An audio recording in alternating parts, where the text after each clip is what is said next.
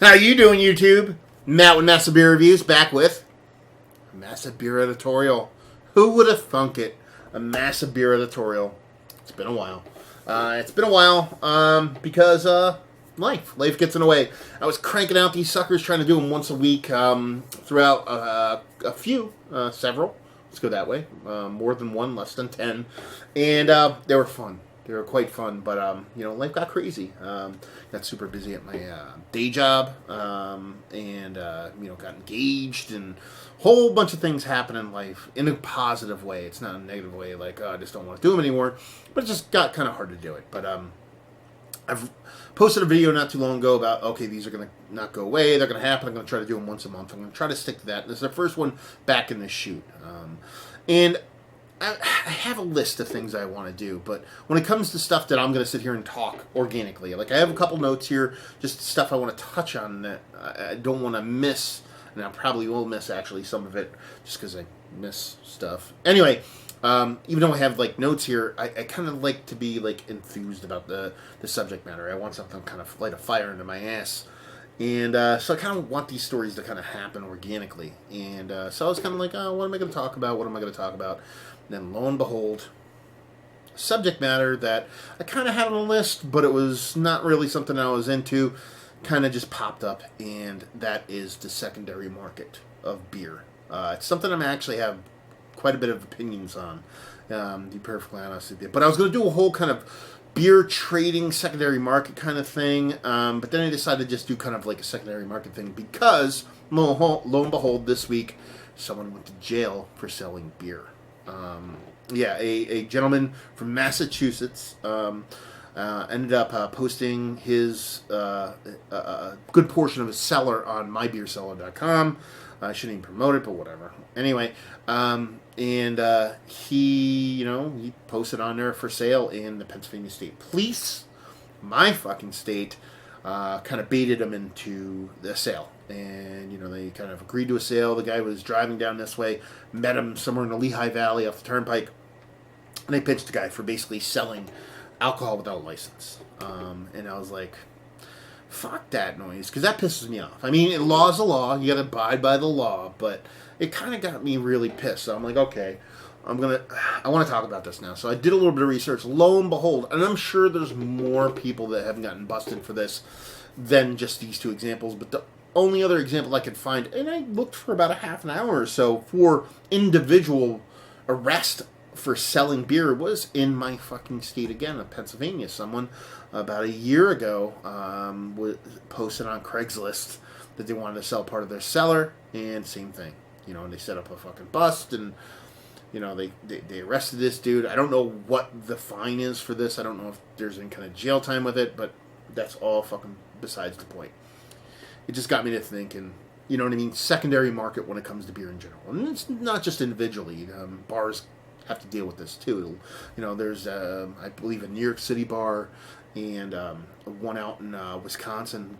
Both of them got busted selling New Glarus beers on draft. You know what I mean, by like their respective kind of state ordinance kind of beer people, or whatever you want to call it, like that. We have the LCB in Pennsylvania. I don't know what else they have in other states, but anyway, it's a huge thing nowadays, and it drives me insane, to be perfectly honest with you.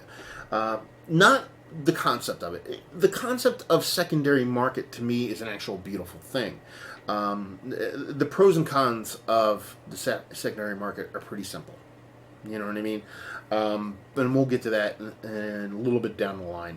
But in general, what you're doing is you're affording yourself the ability to try beers you wouldn't normally be able to procure. You know what I mean? Like, there's a lot of great beers out there. Not all of them are distributed. You know what I mean? We get a ton of great Belgian stuff. We get a ton of like really nice brewery stuff. But if you hear of a brewery you really want to try it, you got to kind of go to secondary market. Unless you go trading, it's a whole nother story we can go down. But a lot of people end up going secondary market. And in a perfect world, or in a world that actually did exist at one time or another, the secondary market wasn't too bad. You know what I mean? I've bought in beers multiple times on the secondary market. Not something I usually love to do, but every now and then I'll get a hankering for a specific vintage of a beer. That's usually when I hit secondary markets. Usually I'm looking for aged beers. And, I've been really lucky with that. You know what I mean? I mean, some of the prices now are just insane, and that's kind of the cusp of this, is that the kind of snowball effect that secondary market has done to pricing, not just with secondary market, but with actual, like, retail base level pricing. And I would go out and I would find stuff. I bought a lot of barley wines, like 10, because barley wine's life. Bought a lot of like 10 barley wines, all bombers that were aged 5 years, at least 5 years, aged absolutely beautifully. And this is only about 3 years ago I did this, and I ended up spending like I don't know. Ended up being like $10 to $14 a bottle. I forget what it was. To me, for bombers, a bunch of barley wines, that's a steal. Like, I didn't felt took on that. I bought Old Stocks online. I bought, you know what I mean? I bought Hardy's online. I bought a lot of vintage beers online. I've had really good experience with it over time. But it seems like nowadays, the secondary market has gotten insane, to the point where there are sites that are just dictated, that are just exist for the sole purpose of informing people on the secondary market value of beer. And when I talk about the secondary market, I am talking about buying and selling the beer. I'm not talking about trading. Trading is perfectly legal. You can trade beer with people. That's not against the law.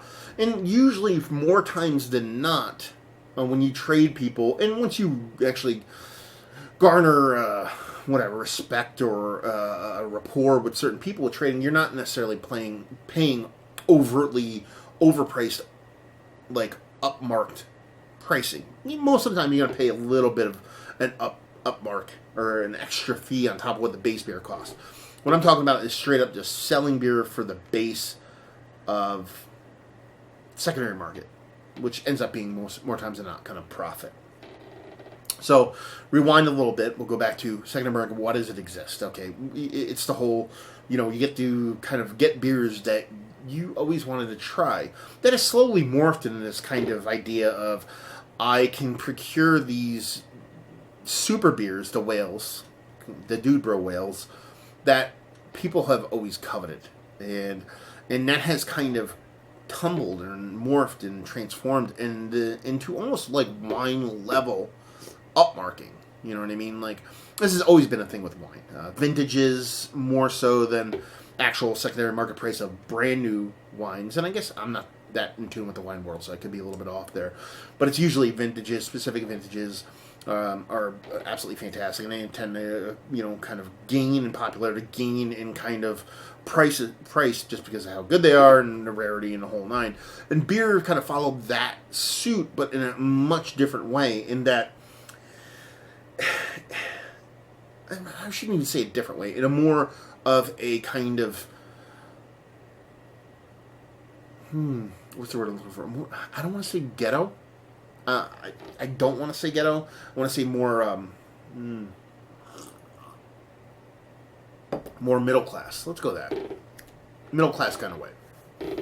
Wine, as far as I know, tends to be priced quite high. Especially the coveted stuff on the secondary market. You're talking not hundreds, maybe even low thousands that beers tend to get into. You're talking about tens of thousands of dollars. But it ended up following the same kind of pattern. And again, I'm not saying beer shouldn't be as coveted as wine. You're talking to a guy who actually talks about beer all the time, and I love it, and I actually prefer it over wine. So for me, it kind of makes sense.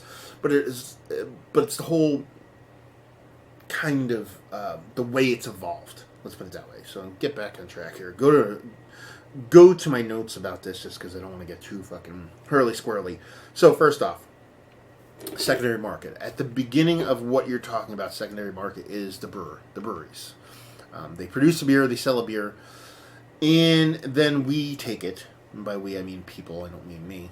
And we take it and then we end up selling it online to somebody else at a markup. That's almost universally panned from brewers. You know what I mean? It's almost like they hate it. You know what I mean? And there's some that are okay with it. You know what I mean? Like there's like, I think, who is it? Hair to Dog. Alan Sprints of Hair to Dog actually has no issues with secondary markup pricing for beers because he believes like it can do some good if you actually put that money into a positive avenue. He's the exception of the rule. Most people despise it. There's been multiple stories from brewers, you know what I mean? Like Greg Koch from Stone, Augie Carton has talked about it several times on his podcast. He actually has a really good way of actually dealing with it, and I'll touch on that in a second. But a lot of brewers universally hate it for a very good reason. One, people are spending more money for their product they produce. There's no like kind of like the person who's selling a $10 can of beer or $10 bottle of beer for $100. The brewer's not seeing that. So naturally you can get pissed. You can be like, I can make more money at it. I'm not saying that's what brewers think, but I'm saying some probably think that way. Two, you know, most brewers brew beers and want it to be drank the way they intended it to be drank, which is, you know, you get it, you hold on to it, and then you drink it. Well, you don't know how your beer is going to be treated from point A to point B to point C to point D to point Z. So, you know, things can go awry from there to there. And plus, it ends up sometimes causing a little bit of kind of third-party kind of animosity towards a brewer. You know what I mean? When you see, like, bottles of, you know what I mean, like, you know, Assassin or Dark Lord or whatever being so expensive, a lot of people end up being like, fuck that brewery. You know what I mean? Their beers are so expensive. The brewery had nothing to do with that. You know what I mean? They sold it at what their price is going to be. Now, we'll get to the whole kind of how secondary market is affecting brewery pricing, which now they're starting to price shit kind of crazy. But it's also like, okay, you know what I mean? Like, I hate that brewery because they're selling beers that are super expensive. When more times than not, they're not. It's actually a third-party person that's being a douchebag.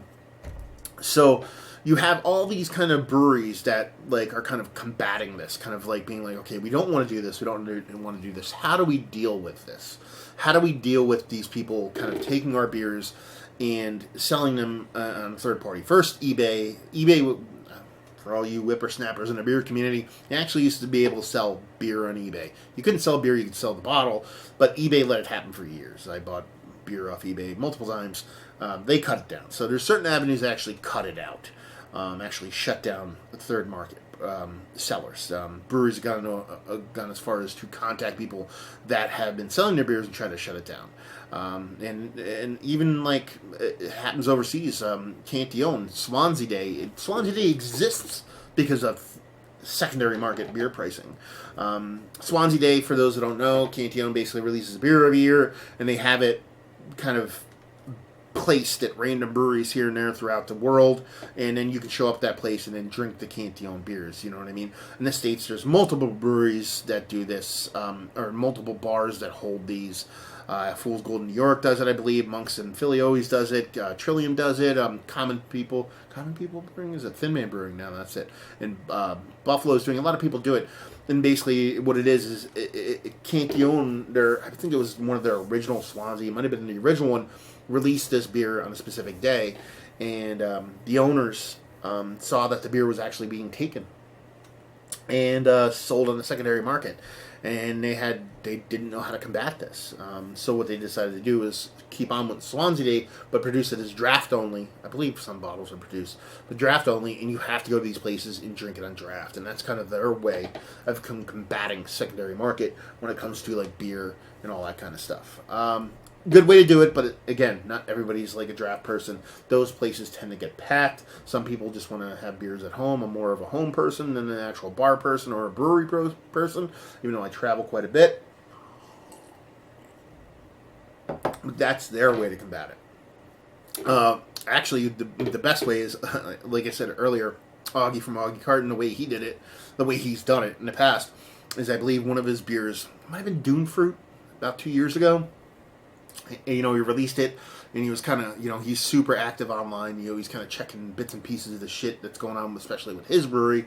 Saw that it was, like, immediately being sold for like crazy markup. You know what I mean? Like, $25 a can or something like that, as opposed to, $15 a 4-pack. So what did he do? He took a bunch extra, released it, flooded the market with it, which in turn just drove the prices down and just basically fucked all those people trying to make a buck. That's my favorite way to go about it. But that's magnanimous. Do you know what I mean? Not a lot of people are going to do that. It takes a special kind of person to actually do that. Someone that's kind of gives a shit and is kind of a little asshole in a good way, which, I've always been my stance on Augie. But that's the way to, some ways breweries kind of go and attack that portion of the show. Now, the pricing portion of it. Probably should have did that before when I went to how do you attack the pricing portion of the show. It's gotten crazy. Do you know what I mean? Like, there's a website, I'm not going to promote it, that kind of keeps track of beers. There's several beers that have sold on the site. Most of them are, the beers that a lot of people end up coveting. You know what I mean? And hence the reason why they go for so much money. We were talking about $5,000, $3,000, $2,000, multiple beers that are over $1,000. That these beers usually originally retail for microns of that, pennies on those dollars. Do you know what I mean? The original Swansea was going for $100, and it was a €7 beer. Beers like that end up coming like, a lot of them tend to be your Cantillons and some of your kind of vintage or limited release kind of beers end up getting to the point where the pricing gets absolutely insane. Is that warranted? Is that a good thing? Should it be something we bitch about? I don't know. To not think of beer in the same way you think about wine, I think is wrong. I think some beers warrant pricing that is different, but not in a way that it's kind of done today. I should put it that way. There's some beers that age well, and if you're taking, you're taking a kind of a risk at buying tons and tons of these cases, and then these beers end up turning into these great vintages. There's a time and effort investment on somebody's part that ends up being like, okay, now I could have bought this case of Cantillon this, and it ended up turning into kind of shit. Their beers don't turn into shit, but it's something that's not super coveted. So, I have beer, but, I kind of took the financial risk on that end of things. So, some beers I do believe kind of warrant this kind of service, but for the most part, the way the secondary market works today as opposed to when it kind of originally kind of, came up in the beer world, is that every single beer has like a secondary market price now. Yeah, and it drives me absolutely insane. It's not just these bigger, cellarable, old school kind of beers. People, I see it constantly. You know what I mean? I'm kind of relatively in tune with the local beer community, and it's absolutely rampant. You know what I mean? Perfect example. Like it's to the point where you don't even know it's gonna happen to you. Perfect example, someone's like a local beer group, like not like anything crazy, online. And I was like, hey man, I'm going up to breweries, just kind of put it out there. Hey, I'm going up to these 2 breweries. Does anybody want any beers while I'm up there? And I'm like, yeah man, I'm thinking. He's like, I'm gonna be making mixed 4-packs. I was like, yeah. I'm like, I'll take a mixed 4-pack, whatever. I'm like, it's cool, get a couple of review beers, get a couple of good beers, and comes back. And there was basically, went to 2 breweries, and there was one $18 4-pack. 2 $18 4-packs he bought, which again we'll get to that being insane price wise, and then one $16 6-pack, and it comes back, and I'm like, oh okay, and he's like, yeah, you'll get 1 2, he's like, you'll get 3 of the $18 beers, 1 of each, and then 1 of the 61. I'm like, okay, awesome. I'm like, so blah blah blah. He's like, oh, it's $28. I was like, $28. I was like, that's like you paid $16.50. Now I understand people's time and money and all that bullshit, but I don't play that game. I just get people at cost.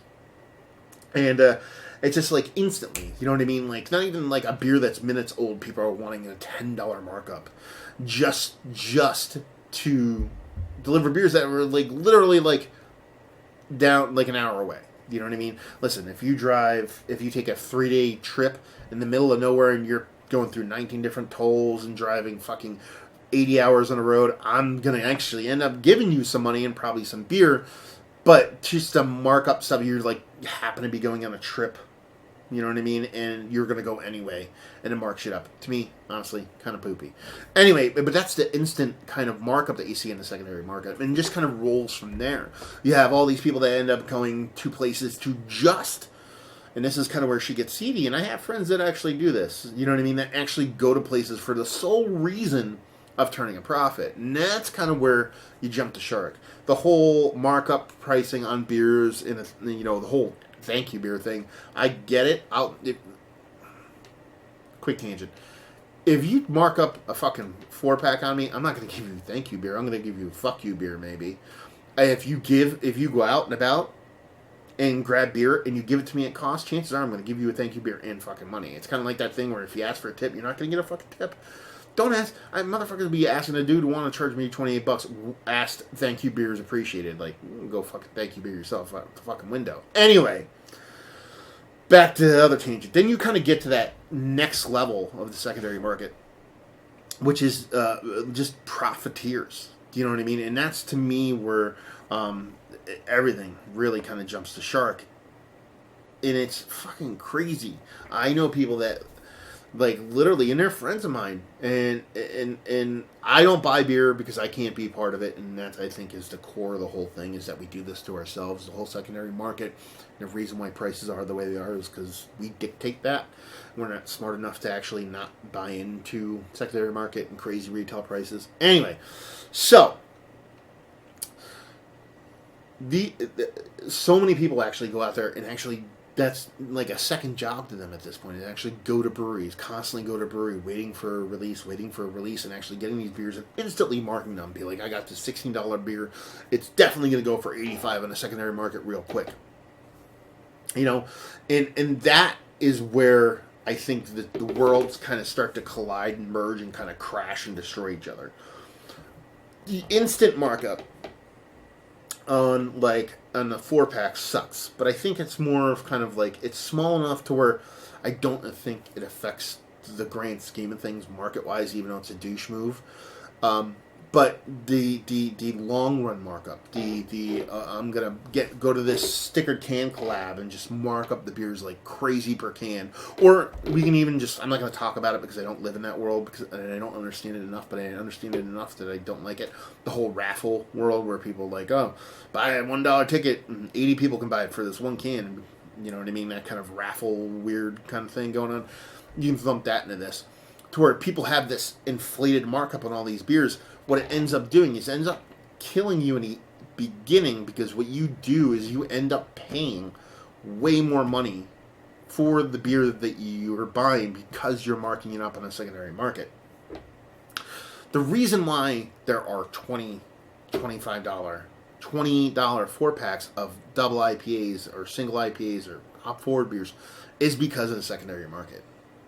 It's because of the secondary market, because people need it, people have to have it, and when people do get it, they ended up turning it over and charging extra for it. Now, honestly, breweries had no other choice to be like, we're going to charge more money for our fucking beer, because these motherfuckers are buying it at $14, $15 a 4-pack. They're flipping it for $25, $28. We're just going to charge $25, $28. So, you know, in the short-term view, people out there who are like, okay, I'm going to do this, I'm going to fucking get over, I'm going to fucking make some money, and I'm going to get beer too. You ended up just fucking ruining the market for everybody else. You ended up ruining the market for everybody else, and you end up just kind of fucking yourself in the end, fucking everybody else. And it gets worse and worse the bigger beers you go. You know what I mean? Like, I think, what was it, Morning Delight this year? It's like, it was $200, right? I could be wrong. If I'm wrong, don't fucking kill me. You can kill me. I'm just not going to give a shit. But I think it was $200, and I think you got four beers. And one of them was fucking Morning Delight, maybe, or maybe that was KBBS when they released it not too long ago. I don't know. But you're talking about, again, like I said, there was a release for a coveted beer, and it was $200, and you got one of the coveted beers and a couple of the other beers. That's fucking insane. That's $50 a bottle. You know what I mean? Like, that is a beer that was probably originally released for, you know what I mean, $10. You know what I mean? A bottle. And that was probably crazy at the time. You know what I mean? You had people like, you know, like Kunin does their Raspberry Icebox or their Icebox series in general, and they charge almost now to the point where I think they're charged almost $40 for like an 8-ounce bottle. That, I don't think, is born from them just going, man, we're just going to fucking charge an arm and a leg. I believe that's born from the secondary market. And they understand what people are going to pay for it, because a lot of people end up flipping it or doing something with it to the point where they ended up not fucking eating that whole nut. But that's why those beers exist at those prices now. So the more you kind of buy into these kind of like super high-end beers and then turn them over at super high-end double, triple, quadruple, and whatever rates, you end up just affecting the baseline of the availability of beer, the cost of beer, what you end up paying for beer. It's being reflected at the beginning of the market. So it just kind of pisses you off, because it's almost like a drug addict mentality. I have all these people that just can't get out of their way. They just need to have it, can't have it. If I don't have it, my life doesn't make sense. And in the end, it's just, there's a lot of people out there who are like, okay, I'm not going to pay that. You know what I mean? And you end up screwing people who actually would actually enjoy the beer, because after the people actually buy all this crazy secondary market beer and never fucking open it, just kind of walk around like, hey, look what I have, I'm pretty fucking cool. So you end up screwing up the people that actually would enjoy the beer and actually drink it. Who would have thought it actually drinking one of those beers? Pfft, fucking mind-blowing concept.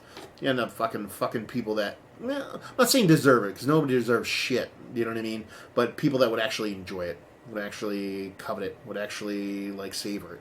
Let's put it that way. Yeah, I mean, it's classic supply and demand. You know what I mean? It is, but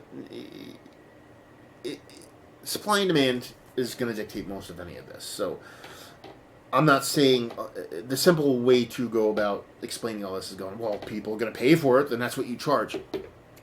But you shouldn't be that way. That's the crack, that's the heroin mentality. You know what I mean? Like, you just... if people are willing to kind of self-govern themselves, the world would be a much, much better place. What you end up having then, and I've seen this quite a bit, we have some people that in my area that just fit this kind of moniker to a T, is people with disposable income.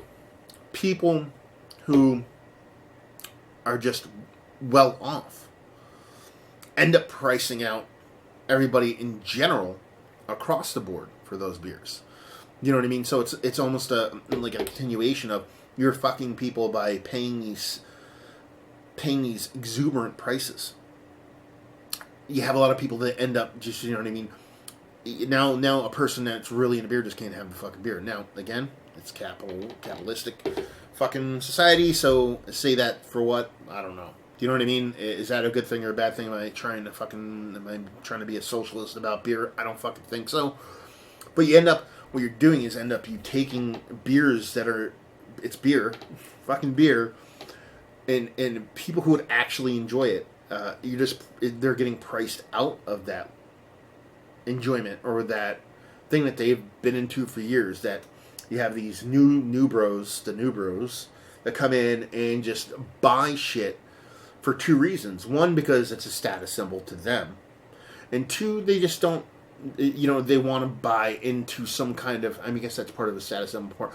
I want to buy into some kind of like credence, get some kind of like street cred when it comes to the beer world. And I see that, and that's the thing I was going to talk about.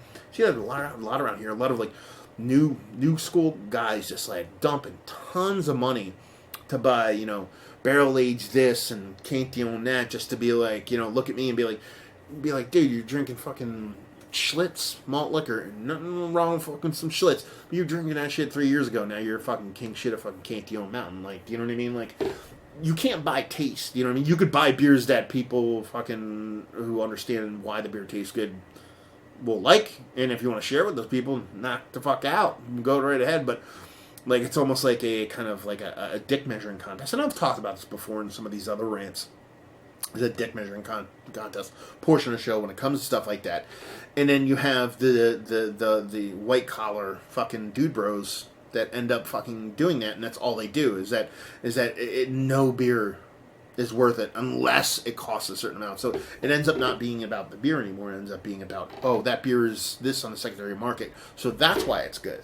It ends up becoming its own kind of like trophy collection that you can hang on your wall, literally, because they never fucking drink these beers. And then it ends up being like, okay, you have like all these beers that you're never gonna fucking drink, just sitting there, just for what reason other than collecting shit? You know what I mean? You end up being some kind of weird kind of fucking. It's like if people collected bags of heroin and put it in their fucking corner of their room, and then it's like, look at that crazy golden hammer I have over there. Pretty fucking awesome stuff. You know what I mean? So it's like a weird kind of neurotic, crazy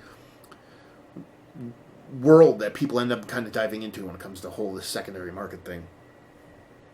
And it just fucking drives me insane. Drives me insane. Because it's weird, because then you're like, well, if you have a ton of money, what do you give a fuck? Well, I mean, I guess, that's one way to look at it. Same way, a lot of people look at it that way who are in powerful positions in the world that just, don't give a shit. You could do things the right way, you could do things the wrong way. And I guess that's kind of where I'm getting at it. The secondary market is still not all that bad. Trading and finding people that kind of do things the right way is still exists in this world. But there's a lot of people that end up like, being kind of douchey, kind of just very self, what's the word I'm looking for? All about self profit. You know what I mean? When it comes to these things, that you have a bunch of people that are really into beer that just taking advantage of people who actually don't give a fuck about beer. They actually just give a fuck about collecting and giving a fuck about making a buck and doing whatever. And it just kind of just pees me off, because I see people that I'm like, I know are like good beer people, and they're just like, they're just like, oh man, I wish I could have that beer. You know what I mean? And genuinely, they're just like, I'm really curious to how that beer tastes, and have them never be able to have it, or have to drop an arm and a leg to actually get to that point. It's fucking bullshit, and it's all on us. It's the whole, again, I've talked about the IPA mentality, the line mentality. It's all the same thing. We're getting in our own way when it comes to a lot of these things, to the point where it's like, it's absolutely fucking insane. Now, there's a light at the end of that tunnel. Or I don't even say light at the end of the tunnel. There's different tunnels you can go down. There's so many great beers out there that are just as good as a lot of these super crazy bonkers marked up, secondary markup whales that people don't know about. Or people just don't give a shit about. And so there's ways to get really good beers, similar beers, without having to fucking mortgage your house. Or go, become a fucking soul-crushing CPA or some shit, I don't know. But it's just weird. It's a weird world. I see it constantly. I'm throwing deeper and deeper into it, because I'm actually been creeping out of my fucking little introverted shell and been hanging out with more and more people. Kind of makes me want to go back to my introverted shell, but it's just a world that is odd. You know what I mean? There's pros and cons. Like I said at the beginning, your pros, you get to try beers you normally wouldn't have. That's what I said. The cons, you might go to jail. Like the fucking two people I talked about at the beginning, which is actually almost like a little fist pumping thing. Like I'm like, yeah, somebody went to jail trying to sell their cellar. I don't know if the person was marking up the shit kind of crazy or not, so I shouldn't act that way. But I don't think police should be throwing people in a slammer for secondary market beers. But if me, knowing that I, in a perfect world, would be a judge, like Judge from Judge Dredd, and I would just judge and jury on everybody, I would cherry pick and be like, okay, that person is selling this bottle on secondary that isn't that marked up at all, and that dude's cool, and be like, that dude's marking up crazy, let's arrest that motherfucker. I'd totally be judgy about that stuff. But anyway, there's cons to it. The whole soul-crushing part of it, where you're turning a profit on somebody else's shit just because you're a markup douche, that would fucking suck. If you believe in, Jesus and stuff like that. But I don't. But I believe in karma, so shit's gonna come back and get you. And, the whole pricing people out of the market thing, you know what I mean? That kind of fucking sucks. I just wish people would learn to restraint. Because if you don't pay those exuberant prices, shit goes down. From retail to secondary market, we dictate the price on what we pay for things. It's such a new thing for so many people. I just don't think they can get out of the way of themselves. So it's just, yeah. Anyway, trading. Just trade beers.